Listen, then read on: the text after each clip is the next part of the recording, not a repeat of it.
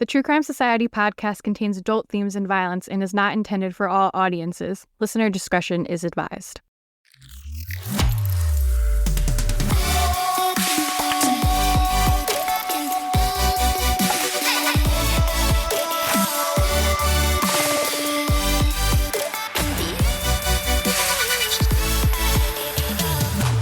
What's up, guys? Welcome to another episode of the True Crime Society podcast with Stephanie and Olivia. It's June 22nd, and we just found out today about the submarine that everybody has been following, the Titanic, not technically a submarine, I guess it's called a submersible, that everyone in it is dead, unfortunately.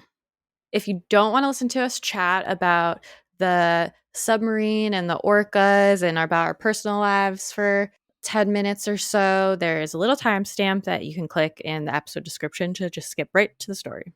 So do that instead of complaining. Yeah, not a shocking outcome, but a horrific one. Like I know, like everyone was making, like I saw lots of memes and stuff online, and it was kind of, I don't know, like it got more serious as time went on, essentially, and there was no hope for them. It's just a horrific. I can't even think of a worse way to die. I feel like we've just opened this episode with, I know, a big sad event, but yeah. Well, the worst way to die would have been them sitting in there trapped for 3 days just waiting to die. It seems like it just imploded where I'm sure they were dead before they even realized what was going on. Yeah, so I'm assuming everyone probably knows about it, but basically people paid $250,000 each to go down to the ocean floor to see Titanic remains in this tiny little shoddily built submarine. And that's why there's jokes, because the whole thing to us poor people seemed absolutely ridiculous. Like, you could not pay me $250,000 to go on that because I hate the ocean. No. I hate deep open water like that. And I get claustrophobic in small cars. So yeah, and they were meant to be down there for, I've read, 8 to 10 hours. Like it took them that long to basically get down and come back up. I think they were, is it 13,000 feet? Is that the right? descent was supposed to take 2 hours. Yeah. And like, I don't know, I'm sure most people have probably seen photos now, but literally it's like a little tin can. It's tiny, cramped, no room. Like it's not like you can stand up. You can't and walk even around. stretch It would out. be like there's not even there. seats. No. Even things like a toilet facility is apparently a Ziploc bag, but essentially it's not meant to be comfortable. You're meant to get in and get out and be out in the 8 to 10 hours. And obviously that didn't happen for these people. Yeah. And one of the guys, or one of the people on board, was a 19-year-old, and it's come out today that he didn't even want to go and he was terrified, but he went because his father really wanted him to see it, and just horrible. Yeah, sad. I would definitely be way too scared to do anything like that. I get that some people love adventure, and I don't, maybe because people who are that wealthy where you could spend $250,000 just to do this don't have. Are you filing your nails? Yes. Oh, can you hear it? All right, I'll stop. I can hear anything you do when you click the mouse, when your bracelets are jingly. Maybe I do have taken them off, but maybe I need to get my hearing checked. No, well, probably normally I wouldn't notice it, but it's just because I edit the podcast. So anytime there's a noise, I'm like, what is that? But I was saying, I don't know if it's just because wealthy people are maybe just like less on edge than us who are suspicious of everything, average people. But as soon as I saw that, I was like, that does not seem safe. And every other interview I saw with people who had done that mission, they call it, as well, every single one had problems also. That there was not one other person where the whole thing went smoothly. They either lost communication or something like came disconnected. It was mostly losing communication and things like that. But they were always able to go back up to the top easily because they were like, oh, you just push this button and it goes right back up to the top. But clearly, since they imploded, that didn't happen.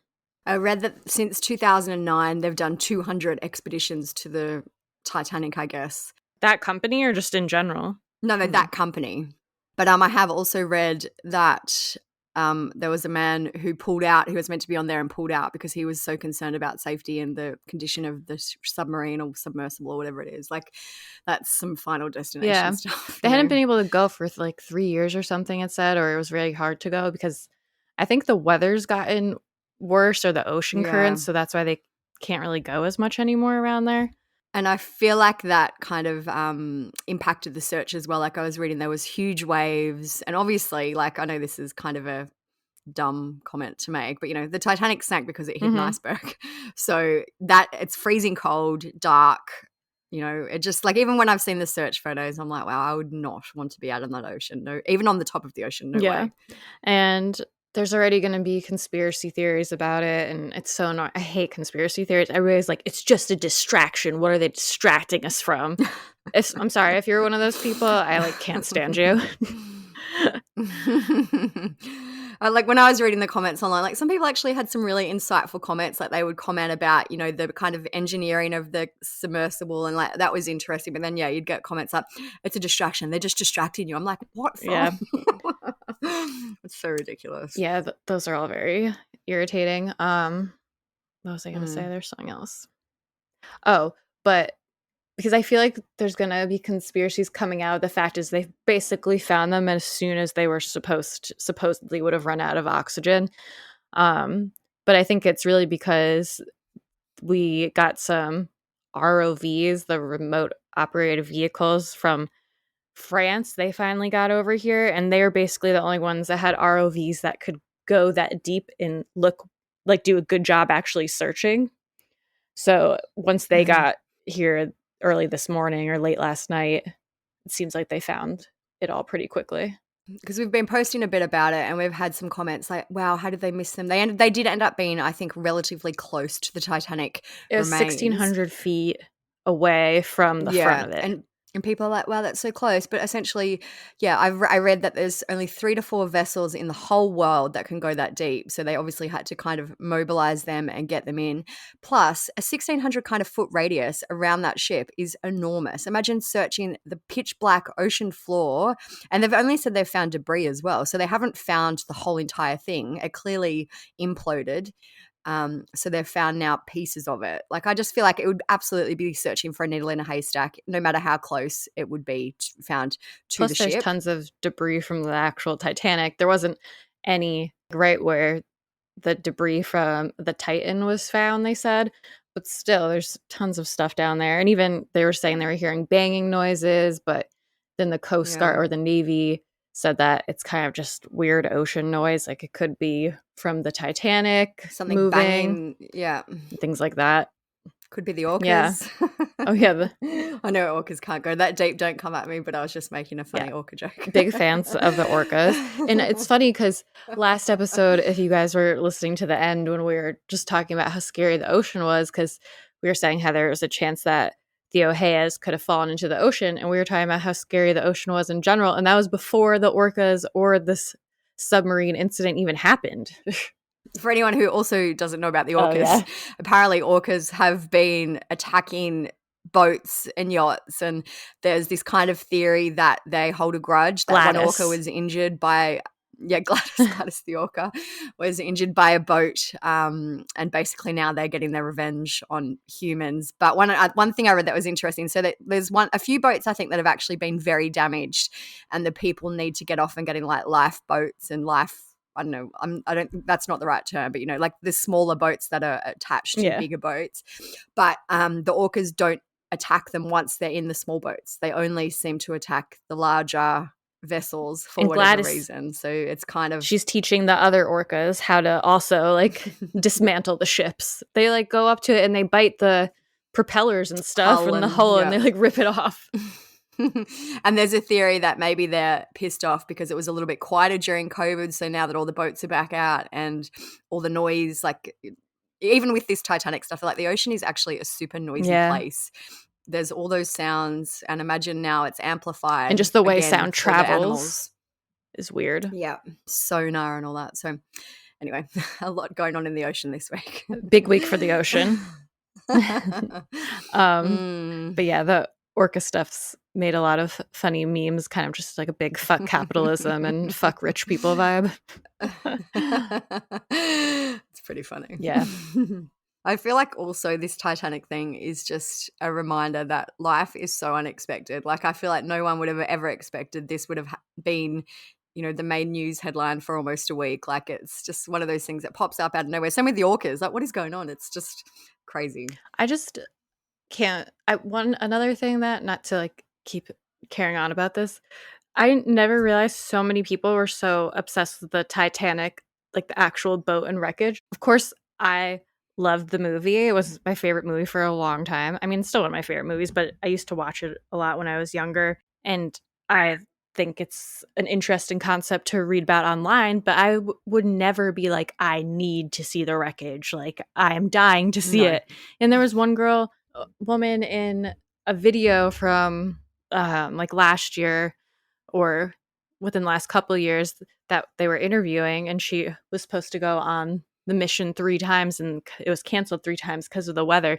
and she was literally sobbing about not being able to go, and she was like, you just have to try to keep the dream alive. And I was like, bitch, you were crying about seeing the Titanic. There are way bigger problems in life, in the world. Like, what? I will say, like, when I heard that these people were going down there, I'm like, really, what could you actually see? Like, it's been down there for 111 years. But I did see another lady did it last year, 2022, and she had an open Instagram and she posted photos. I have to admit, it did look pretty cool to see. Yeah, like, it was much clearer than I thought. I know, but essentially, would you? I still, even if I had $250,000, it's absolutely not something I would do. Mm-mm. But I guess, some people just have these adventurous dreams. Good on them for chasing their dreams, I guess. Yeah. But it's been a crazy news week. I think the whole universe is kind of acting crazy right now. But anyways, what's going on with us? I'm going on vacation on Saturday. It's Thursday right now. Very excited. I'm going way earlier than usual. I usually go probably at the end of July, the start of August, because Mike is starting a new job. So we kind of have to go now because he starts on the 5th of July. So we're like, let's just go right before you start, because he doesn't really get vacation days at first. So normally I spend the whole summer just being like a month out from vacation, can't wait to go, and like counting down and being so excited, looking forward to it. But we didn't decide to go until maybe 2 weeks ago, a week ago. So it's come up very fast. That's good. I feel like they're the best ones because, otherwise you've got to wait. Like, it's so far away. But when something comes up quickly, you're like, yes, it's happening now. I know. And I'm like, I still have to pack. We have to record the podcast. And I get so sad leaving my cats. I feel so horrible. My sister and my mom come visit them every day to feed them and play with them. But you know how Peep is. She's a needy bitch. She's sitting under the little table right now looking at me. So I actually got a little camera so I can look at them and see what they're doing. Watch them. I'm like, we have that too. We've got a little Ring camera that I put in where they sleep. So, like, if we're ever out of the house for a few hours, I can look and make sure they're all right. Yeah. Like, I don't know what I'm going to do if I can't see them. It's just, Yeah, I just hope whenever I look, they're just sleeping or chilling. I don't want to look and they're like staring at the door, waiting. Staring at the camera right up close. It's so hard to leave them. What about you? Not too much going on here. Pretty quiet. My kids have their mid-year dance concert this week. I think I can't remember if it was in the bonus episode or the Theo episode, but I spoke about how there was tons of sickness around. Anyway, Yeah. Basically on that day, Friday, that we recorded, my daughter got sick. So she was really unwell. I'm pretty sure she actually had influenza, like not just a cold. I'm pretty sure she had influenza, but she's on the mend. So I'm hoping they both make it to their dance concert on Sunday. It's Friday here. That there's so much sickness going around. Like, I think they said out of 25 kids in their dance class the other day, there was 9 there. So, yeah, I just feel like, I don't know, the winters lately have been very bad, maybe because everyone was cooped up and lost some immunity for a little while, but that's my non-scientific theory. Yeah. But yeah, other than that, not much. In one of the episodes too, I mentioned about my old dog, Ralph, how he is, I think, senile. He's, losing. And I've had so many nice messages and so many people have some really good recommendations. Like, I feel so lucky that people have gone out of their way just to tell me some little hints and tips, and like some people have recommended some really good products. So good. Thank you so much. Yeah, so nice. And I think it will really help him. Things that I would never even have thought of. Like, someone actually recommended this supplement I can get for him. So I'm looking into that. So thank you. And I feel like, even people went out of their way to write nice messages about our bonus episode. Oh, yeah. Which was so nice. Everyone's been very, very lovely lately. So thank you. Yeah, definitely. Because I get scared to do things like that after being bullied like my whole life and continuing to be bullied on the internet. I get scared all the time. So if you have something nice to say it. Because otherwise I'm like, ugh, everyone hates me and hates this and hates everything we're doing. And I feel like too, like even some people have been like, sometimes I don't have time to listen to the chat, but I really appreciate that you put the timestamp in. Like, it's nice. We always here for constructive, kind, feedback. I was going to say criticism. Feedback is the right word. But yeah. So keep going. That's lovely. Yeah. There's also, just before we move into this episode, there's been some big updates this week on the Harmony Montgomery case, and we're also still waiting for the Delphi updates, which were meant to be released. Apparently, it's going to be next week. But if you're wondering if we're going to cover those, I believe we will. After these next 2 episodes, we'll get onto those updates. So, yeah, a lot happening in those cases. But if you want to see the updates and talk about them with peeps as they're coming out, follow us on Instagram. We'll make posts and Instagram stories and all that. So it's the best place to stay up to date as quick as possible. And one other thing that we do notice is, now we've been doing this for a few years, the podcast, is that over summer, US, I guess Northern Hemisphere summer, our downloads do tend to drop a little bit. We call it the summer lull. We've actually looked into it. It is a thing. I guess, people aren't commuting as much to work. They're not, they're outside, they're doing things. So if you could, we would really, really appreciate it if you would follow or subscribe to us wherever you live, wherever you listen to podcasts, because that really helps us just to kind of keep our numbers stable, and, really helps us to be able to keep going with the podcast. Yes, please. Peep is biting the wire, but she has no teeth, so it's okay. All right. Today we're going to talk about, this episode and the next episode, we're going to talk about missing tourists, people who went missing abroad while they were traveling or on trips. Or when I started to research, I was just thinking about kind of people who went missing while on vacation, but the 2 stories we've ended up with are both American women who were overseas at the time that they went missing. One was living there and one was on vacation. So we are going to do this first episode on Patricia Wu-Murad. She is originally from Storrs, Connecticut, and she was on a trip to Japan, and she honestly just kind of vanished. It doesn't even seem like there's any real knowledge of where she could be. She went hiking and just disappeared, it seems. This one grabbed my attention because I was actually in Japan at the time and I didn't hear about it till I had gotten home. But yeah, it's I find it's more, not more, but it grabs your attention when you can kind of know the area that is being discussed. So that's why I've followed this one pretty closely. Yeah, even though when I was reading, I didn't realize how recent it really was. Yeah. Yeah, so we're about 2.5 months since she was last seen.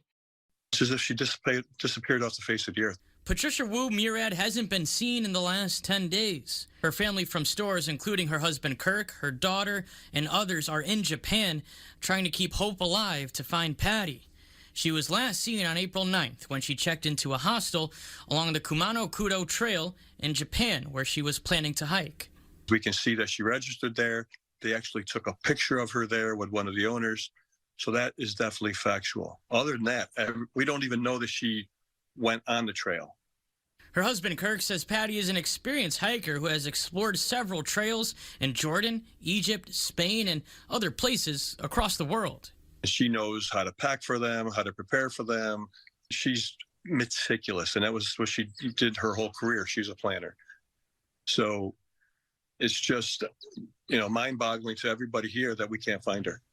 Since arriving in Japan, Murad says he and his son have searched the near 12-mile trail themselves and have had twice daily meetings with the U.S. Embassy, representative from Senator Richard Blumenthal's office, and family back home. Investigators are leaving all possibilities on the table. There may be some foul play, but that's, right now everything is conjectured. While others have joined the search that's now going on over a week, Kirk says he is not willing to give up anytime soon and has this message for his wife. We won't give up. No way. And We all love you, and don't give up. Okay, so like I said, Patricia, Pattie, she goes by. We'll call her Pattie, I think, for most of the episode. She is from Storrs, Connecticut, and she lived there with her husband, Kirk, who she married in 1990. And the couple have 3 children, including an adult daughter named Murphy, who lives in Singapore. She, Pattie, retired from her job at United Technologies in the past few years. Some reports say 2020, others say 2022. We believe she was an avid world traveler, and since her retirement, she had hiked in Spain, France, Egypt, and Jordan. Patty and Kirk had made plans to celebrate their 33rd anniversary with a hike in Spain in May 2023. March 2023, she traveled alone to Japan, and it was her 3rd time in the country.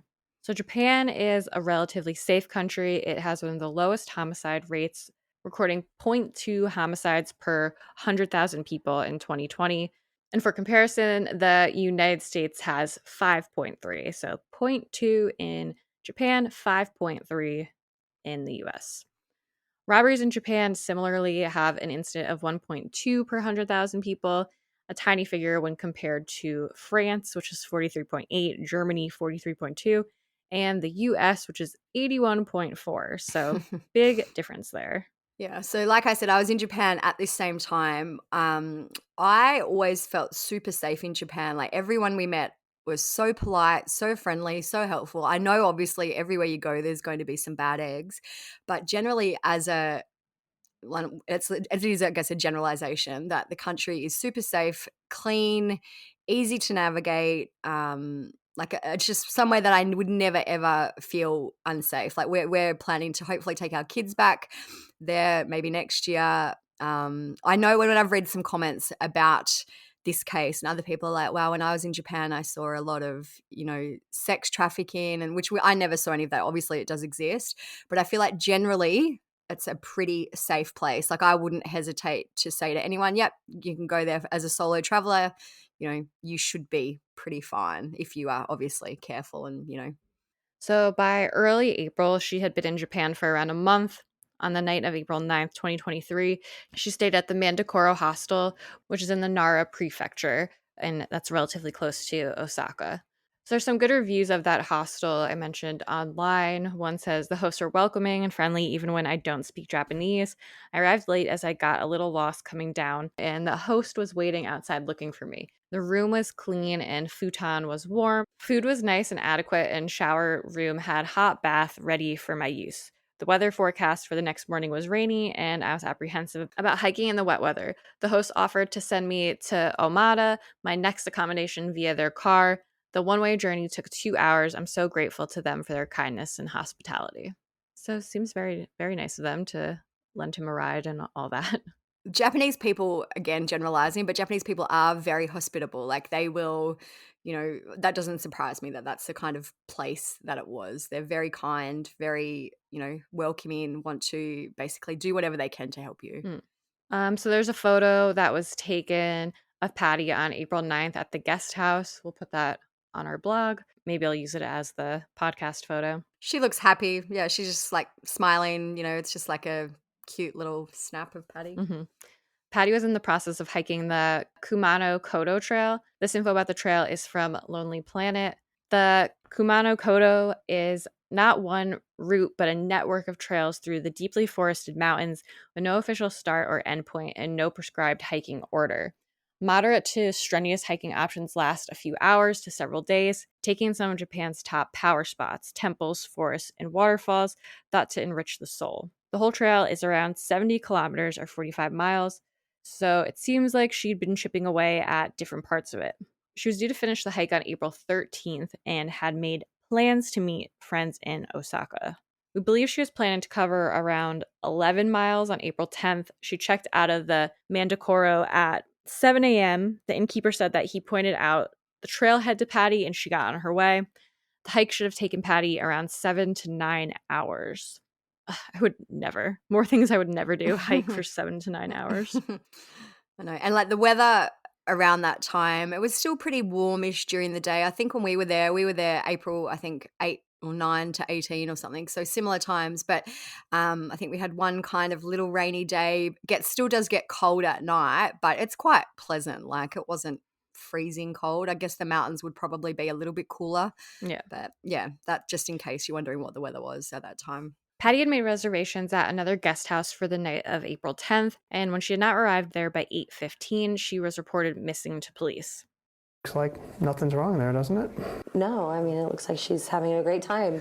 Gotta get her back. Jeff Murad says his sister-in-law and mother of 3, Pattie Wu-Murad, was having the time of her life on a pilgrimage hike in Japan. But it's turned into a search and rescue and a nightmare for the family. I think this is 21 days. She went missing on the 10th of April. Pattie was an experienced hiker, so the 11-mile scenic hike on the Kumano-Kodo Trail was supposed to be more peaceful than treacherous. She left from her guest house to the trailhead at 7 a.m. with the expectation of reaching the next guest house by that afternoon. When Pattie still hadn't shown up by 8 p.m., the guest house owners grew worried. And they went, yeah, something's not right, so they contacted the authorities. Jeff says his niece, Pattie's daughter, sent her a text on April 12th and it didn't go through. The family didn't find out Pattie was missing until April 14th when Japanese officials informed the U.S. consulate. Yeah, to find out 4 days later. That was frustrating. Pattie's husband and kids flew out to Japan to find out everything they could. We've had volunteers who are military, ex-military, who've also been in on the search and can't find a sign of her. The family has gone through every avenue they can think of to spread the word. There's a GoFundMe page to help with the search, a Help Find Pattie Facebook page. Jeff's daughter posted this video on TikTok. She was last seen checking out of the Mando Koru guest house. And over in Japan, the family has hired their own search groups. They have their own dogs and helicopters. They're looking for surveillance video. They're passing out flyers. I think the last thing we want to do is have my brother go through what's left of his savings to try and do this on his own, and certainly we're going to help him. But any help we can get is going to be tremendous at this point. Jeff says police in Japan have opened a criminal investigation because it's the next logical step. The family remains hopeful Pattie will come back safe soon. The family's just, we're beside ourselves. Obviously, we want her back. So, try not to get too emotional. It's hard, right? And the family says they're now searching other routes on that trail, although it's unlikely she veered off her plan since her hiking trips were always so well thought out. Japanese officials told the family they've questioned 2 people who saw her the night before she left the guest house, but don't think they had anything to do with her disappearance. And so we've also reached out to the Gojo Police Department over there in Japan and the U.S. consulate, but as of now, we have not heard anything back yet. A search effort was initiated the following day on April 11th, which was a Tuesday. 26 police officers searched the area and used helicopters. The search wound down on Friday, April 14th, because authorities said they had more limited resources on the weekend. The innkeeper spoke to the media about the situation. They said, "I don't understand why someone with so much experience would get lost on such a simple trail. The case is a strange one from the start. In our village, we have no experience with incidents, so I don't think any of us knows what to do." So kind of just a callback to, they're not used to people going missing. I'm sure the police probably really aren't either. Pattie's family in America were notified by the U.S. Embassy about her being missing on April 14th. They hadn't been worried previously, as Pattie had forewarned them that she could be in remote areas and might not have good service and could be out of contact. They sprang into action and traveled to Japan to conduct their own search for Pattie, and they started a GoFundMe that raised over $200,000 for the search. On the GoFundMe, they wrote, "We've been pleading with local authorities to continue the search, but unfortunately we've had zero luck. We now need to take matters into our own hands, hire a private search and rescue mountain crew, estimated at $10,000, fly out to Osaka, estimated at $5,000, and begin looking for her ourselves. Additionally, the cost of hiring a helicopter for aerial search, a highly important resource to cover as much ground as possible, is roughly $1,600 per hour." The family provided many updates via their GoFundMe. This update was posted on April 18th, which is 8 days after she vanished. They wrote, "Pattie planned to be in Osaka on April 13th and 14th. She was supposed to meet up with a couple close to the family on April 16th. Our family friends went to the location hoping she would show up, but after waiting a few hours, walking around both temples and showing Pattie's picture around, they came out empty-handed. Our private search and rescue team was deployed early morning on April 16th and have so far come up empty, but will be continuing their efforts. The past 48 hours, they have searched areas where individuals are most likely to get lost or fall from heights or get swept up by the nearby river. At this point, the private search and rescue team believe that a very irregular situation occurred on April 10th. Other information to note: the last known text message exchange from Pattie was with me, Murphy. I received a message on Sunday, April 9th at 8 a.m. local time and responded 40 minutes later, and the message went through. The earliest known text message that was not delivered to her phone was from a family friend on Wednesday, April 12th at 2:53 a.m. So that's a couple days later from the first texts being on April 9th. I guess, like, obviously we don't know how many other people texted her during that time, but that kind of implies that by Wednesday her phone was dead. Yeah. I assume. Yeah. Yeah, like how many texts she gets to really gauge when it. Yeah. Like, was there any between Murphy and this other one? I'm assuming they might not even, like, I know they've had issues getting her phone data because she was using an eSIM. So an eSIM is basically when you have a second SIM in your phone. I actually used one for when I was in the US recently. So you keep your normal number and all that. People can still contact you on that, but you can choose to just have data, for example, on your, like, come through via the eSIM so you don't get charged crazy international roaming rates and things like that. So A photo was found of Pattie with an Australian man in the innkeeper. The Australian left to hike the trail after Pattie left, and he said he didn't see her at any point during his hike. he looks younger. Like, I would say he's probably Yeah. in his 20s, maybe. Like, the photo is Pattie, the innkeeper, and him just at a table. There's like a little teapot. Yeah, I know people like kind of cast aspersions on him. Like, has he been interviewed? He has, and apparently he's been cleared. So he just happened to be at the same place that she was at the night before. Yeah. There was a camera at a post office on the trail, and Pattie wasn't seen on any footage there either. So from April 19 to 22, Japanese police looked into her internet history, her credit card purchases, and any kind of social media posts that may offer a clue as to her whereabouts, but nothing much really seemed to come from this. So on April 23, which was around 2 weeks after she was last seen, the family gave this update about their private search. They said, Mountain Works, the private search and rescue group we've hired, have been on the trail every day since April 16. They have been our greatest asset on the ground. They have extensive knowledge of the terrain and have been able to search in areas of the trail that police are not able to reach. They looked in high probability areas where she may have slid or fallen off the path. They also checked waterfalls and streams in case she was lost or injured and found a way to source clean water.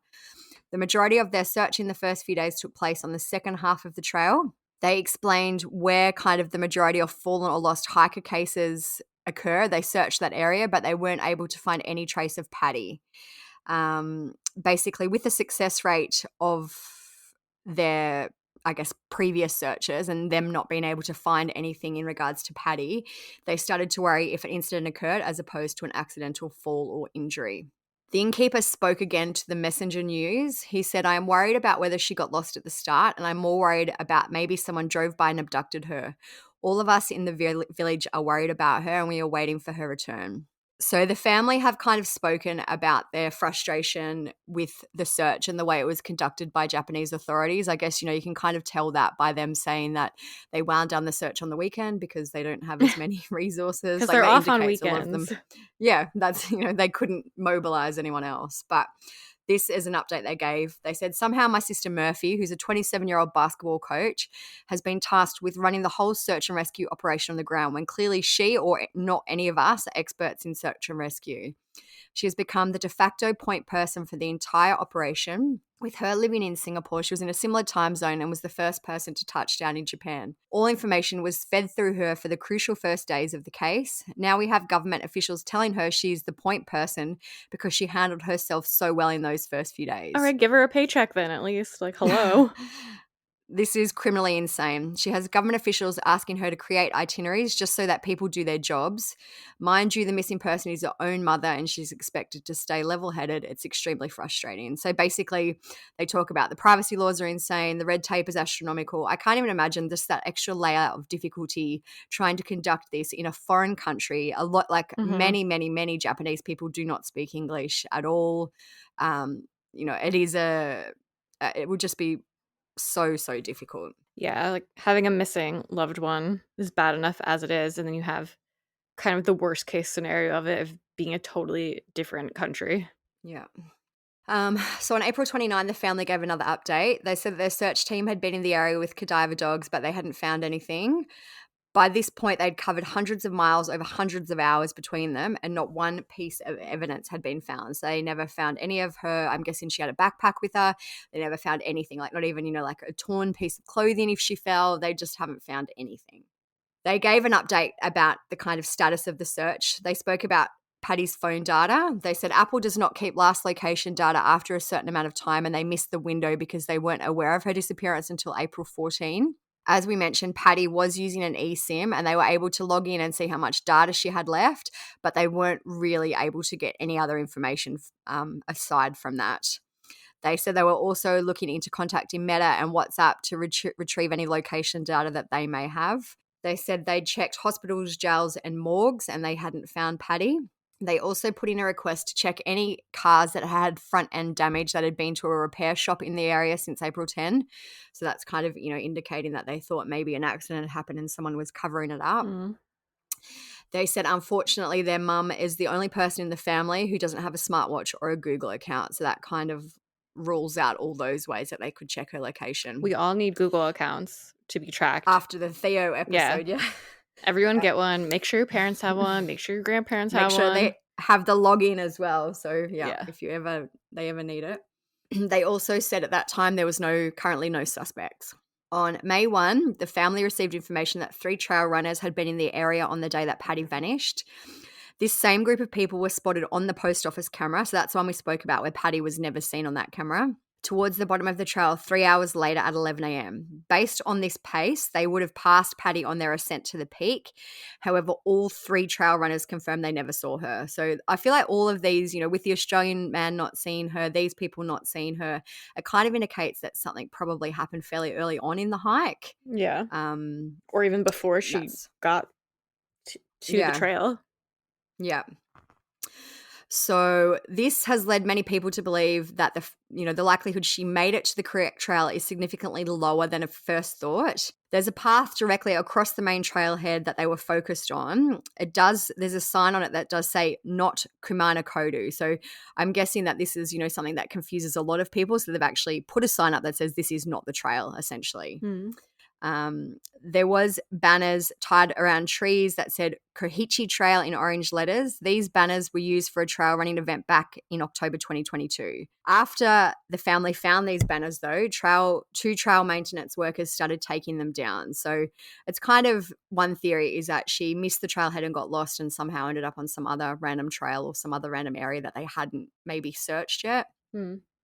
There were reports from other hikers in the area at the time that a Japanese man had asked them to go to his home for tea and to teach him English. Kirk, who's Pattie's husband, spoke to one of the hikers and said that hiker that made her feel very uncomfortable. Police tracked down the man, and it turns out that he wasn't targeting solo female hikers and instead was confronting any man, woman, or couple that seemingly looked like they would speak English. He was targeting everyone. It's funny. That's not funny, but when we were in Osaka, the last night we went out, we did this food tour, and the host of the tour was actually an American, and he took us to this bar, and this Japanese guy, all he wanted to do, he's like, can you please speak English with me? That's all he wanted to do, because I guess, hardly anyone in Japan speaks English, and he was so excited to have found people who he could actually try to have a conversation with. That's so cool. Yeah. So anyway, his alibi on April 10 was confirmed. And maybe it was the same guy. Probably. It's near Osaka. I wouldn't doubt it. This guy was so desperate for English, so maybe. But he was confirmed to be far away from where Pattie was. So the final update on the GoFundMe from the family was on June 4. So that's nearly 2 months after she went missing. May marks the start of the typhoon season in Japan. Most typhoons hit between May and October, with August and September being the peak.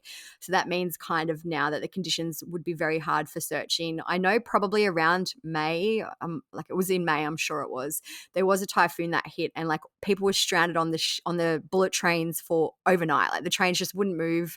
They had to stay on the train overnight. Like that gives you an idea of how rough the conditions can be.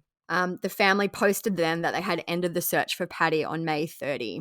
Kirk said, we're certainly not giving up, but with typhoon season and running out of money, hopefully something comes up. We're not going to let it become a cold case, but it's certainly slowing down. So the family wrote a big thank you, and they thanked everyone who donated, and basically just said that to all the local and international volunteers, thank you. Thank you to everyone who tackled the unforgiving terrain. they said they're indebted for everyone's kindness and generosity. They also made a thank you to Pattie. They said, finally to Mum, thank you. All of these people came together because of the profound influence you've had on our family and the impact you've had on so many different people around the world. In a time of chaos, thank you for reigniting everyone's faith in humanity. Thank you for instilling us the strength and resilience to keep moving forward each and every day without you by our side. Thank you for bringing us together with such incredible people. You have shown us the true essence of why you love these trips so much. We love you, Mama. Thank you for being you. So Kirk did give kind of a final update at that time too about the difficulties that they'd had getting Pattie's cell phone data. They said they weren't able to track the eSIM that she used because it's not a Japanese number. Kirk said there's got to be something. Cell phones are always out searching the nearest tower, even if you're not using your phone. If her phone was on up until the battery died, there could be a tower that we could reference and we could pinpoint the search a little more. So I can understand that would be super, super frustrating just to not know how to get that data. Yeah, that's what's hard about when it's kind of international like that, or someone's not a citizen there, is it's seems like it's way harder to get information like that. Even with Theo, they were having difficulties like that. True, there's parallels to that case where, some police knew how to do some things and the other country did opposite things. He was a missing tourist technically as well. So I guess in terms of theories, the family have said we were told there were no suspects, but we're also told there's no evidence or of her ever being on the trail. Both are equal possibilities until mystery is solved. So I guess in terms of equal, the two main theories would be that she was abducted or murdered and someone is covering it up. Or the other one is that she was lost and got injured and probably, she wouldn't have survived out there this long if that was the case. Yeah. Kirk said, my gut tells me Pattie perhaps trusted the wrong person by accepting a ride and became a victim. He did say, though, that there is no evidence that this occurred, but he does think that she may have befriended the wrong person on her travels. He said, I think she struck up a conversation with someone and trusted them enough to accept a ride from her. Her toe was giving her problems, so it's possible she accepted a ride and was then abducted. I guess one other kind of far out theory is that she took off to start again. I highly doubt that. I personally probably think she had an accident and either got lost and passed away due to that. Yeah. Maybe she did get on the wrong trail, fell over and injured herself and couldn't get back for help. It is interesting that they have actually found nothing, no trace. It's weird. That's what I'm like, I have no idea. I would normally lean more towards, like you're saying, she got lost or fell or got hurt or something. But it's just weird they found nothing. Even with Theo, they found his hat and things like that. But then again, it depends how much stuff did she have on her, where if she fell somewhere obscure, all of her stuff would probably be on her person, really. Yeah. I don't know if I think there's foul play, but it just made me think how when you are in a place that's known to be relatively safe, or you feel safe, you do kind of let your guard down and maybe trust people more. So that could have been a factor. And in a country like Japan, where I mentioned, everyone is seemingly, when I say everyone, I'm generalizing, so don't come at me, but like most people you meet are kind and caring. You wouldn't hesitate to trust somehow the wrong person. And, obviously there are people who in every single place in the world who are nefarious and are out there for the wrong intentions. So maybe she did come across that person. I just feel like it's probably unlikely. I feel like the most likely scenario is that she perished out there, either due to becoming lost and injured, or something along those lines. It's also weird that no one at all really even saw her. Once she wasn't ever seen on the camera. Yeah. So I do agree that maybe does indicate she got a little bit lost, and especially when the innkeeper just kind of pointed out the trailhead. How to far her, was the trailhead from there, did it say?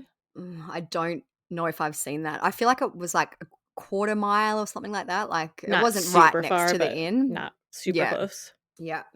Yeah, so I guess she could have gotten lost.